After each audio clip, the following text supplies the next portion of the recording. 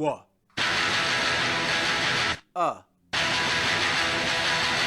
Review!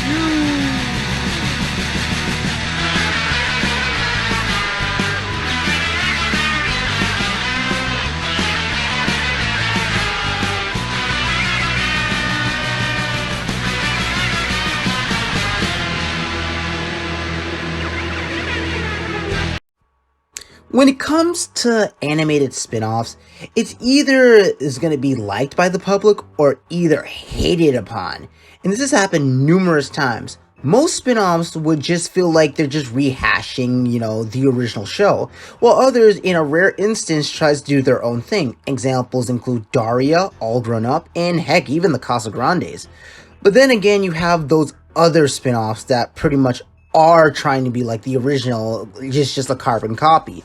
These are The Cleveland Show, Planet Sheen, Camp Coral, Patrick Star Show, those kinds of spin-offs.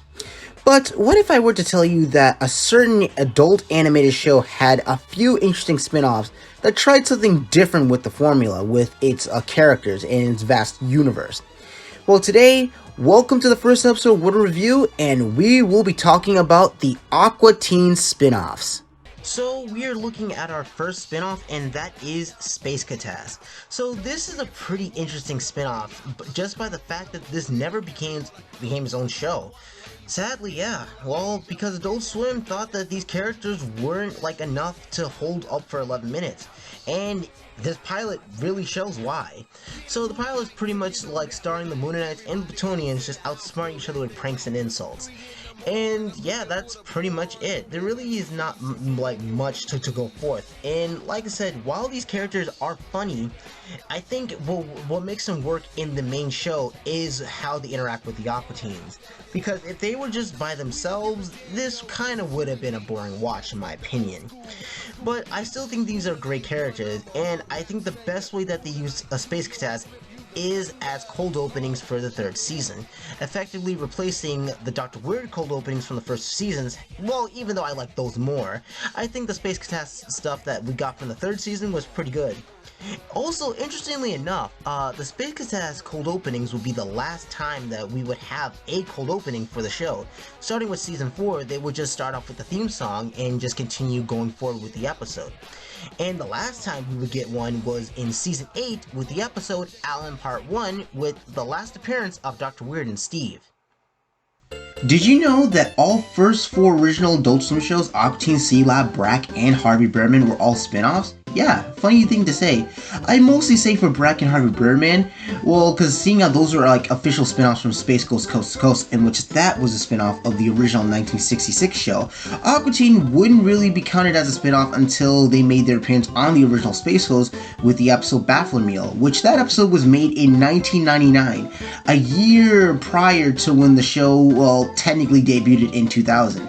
And C-Lab 2021 is a spin-off of C-Lab 2020, a very obscure action show from Hanna-Barbera, alongside Birdman and the Galaxy Trio and Space Ghost.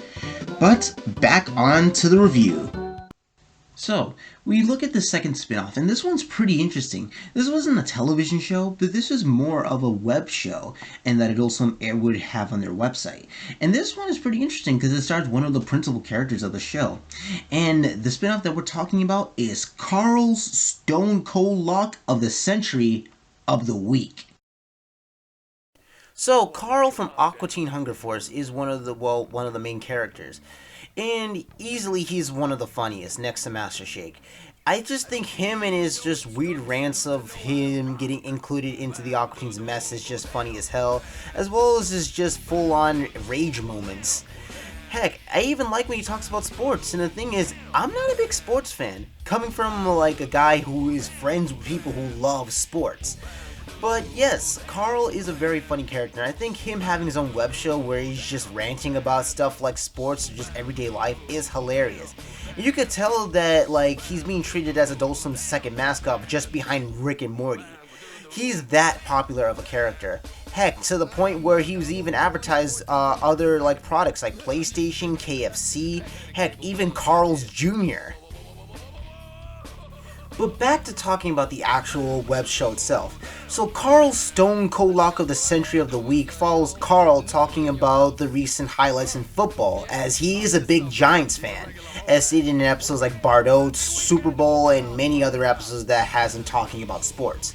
And it was originally titled Carl's Piss, where he was just talking about full-blown rants about everyday life. And from time to time, he can spew on that in some of the episodes in a Stone Cold Lock of the Century. And it's pretty funny. The commentary he makes is hilarious. And like I said again, I'm not a big sports fan, but him talking about sports makes it, very entertaining. And if you want to check out the full series itself, you can check it out on YouTube. I'll leave a link in the description for a list of all the episodes that I can find in a playlist. And yeah, I say check it out. If you love Carl from Aqua Teen, then I'm sure you're going to love this show. So we finally get it to the third spinoff. And this one's very interesting because unlike the other two where one was just one pilot and the other is a web series, this was actually a full-on TV show that aired on Adult Swim. I know, surprising.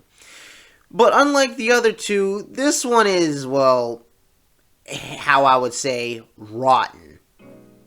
When it comes to adult animation, it can be an incredible mixed bag. I mean, sure, we have shows like Simpsons, South Park, Futurama, and BoJack Horseman. Those are great examples of good adult cartoons. But then you have shit like Fairview, Brickleberry, Paradise PD, those kinds of shows where it gives off that weird stigma of adult animation not being as good as kids' cartoons. And it sucks because most of the time when it comes to adult animation, it's just riddled with Family Guy clones and South Park clones and shows that try to replicate the art style, even the way how it talks about political commentary, and to a very bad degree. And I mean, yeah, sometimes it happens, but damn, it happens a lot for adult animation. And when it comes to Adult Swim, it has some of my favorite adult cartoons. And sure, they have a lot of stinkers, and one of them being Soul Quest Overdrive. Soul Quest Overdrive is a spin-off based upon the episode Bible Fruit, in which that episode Frolic gets brand new friends on MySpace, in which they also turn out to be talking food as well, just like the Aqua Teens.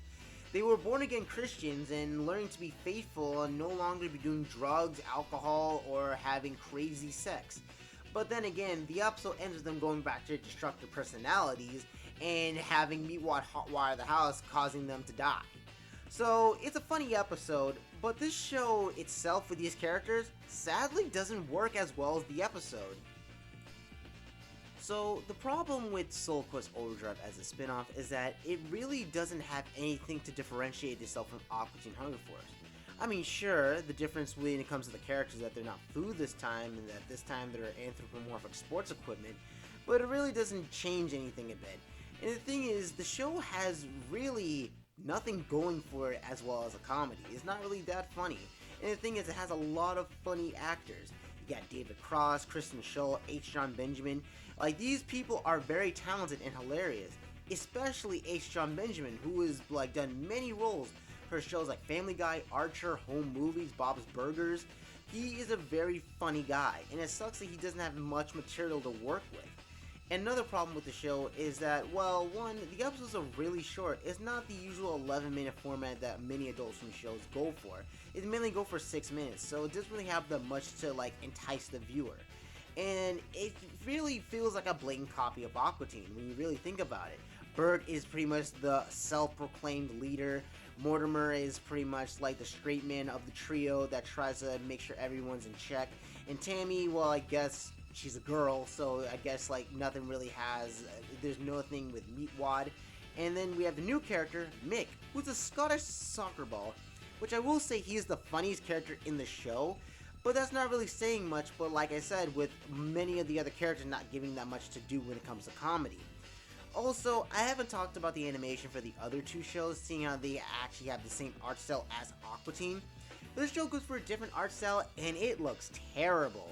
Everything has this weird, grudgy look to it, and it doesn't even look nice, and it looks very unappealing. And my main problem with it is that, whenever it gets gross, it can get very disgustingly gross.